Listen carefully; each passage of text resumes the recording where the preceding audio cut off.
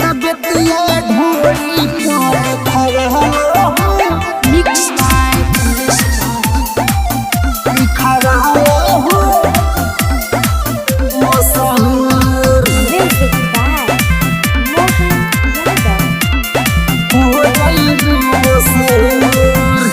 तबतिया ढोली पर लिखवाला हो जइबू मशहूर।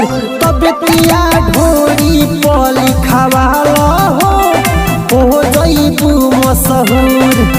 अरे हो जइबू मशहूर गोरी हो जइबू मशहूर। कइहे नाम के गोदाना गोदाला हो जइबू मशहूर। तबतिया ढोली पर लिखवाला हो जइबू मशहूर। हो जइबू मशहूर। तबतिया ढोली पर लिखवाला हो मशहूर। लेके जवानी घूमेलू करोड़ के लइकन के मुड रख देलू झकझोर के परे जा। लेके जवानी घूमेलू करोड़ के लइकन के मुड रख देलू झकझोर के। कहे नि सही तबे नुई लोही तकेलू काहे घूर घूर। तबतिया ढोली पर लिखवाला हो जइबू मशहूर।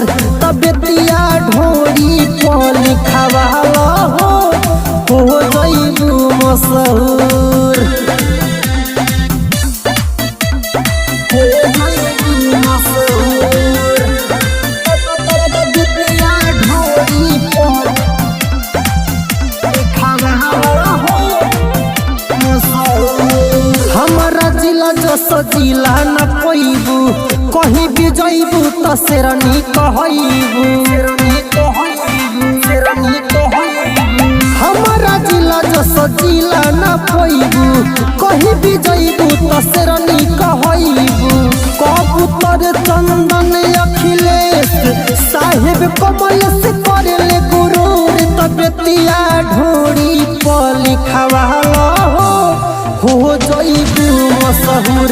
तबतिया ढोली पर लिखवाला हो जइबू मशहूर। लिखवाना ला। कमलेश राज रिकॉर्डिंग स्टूडियो कैथोलिया चौक।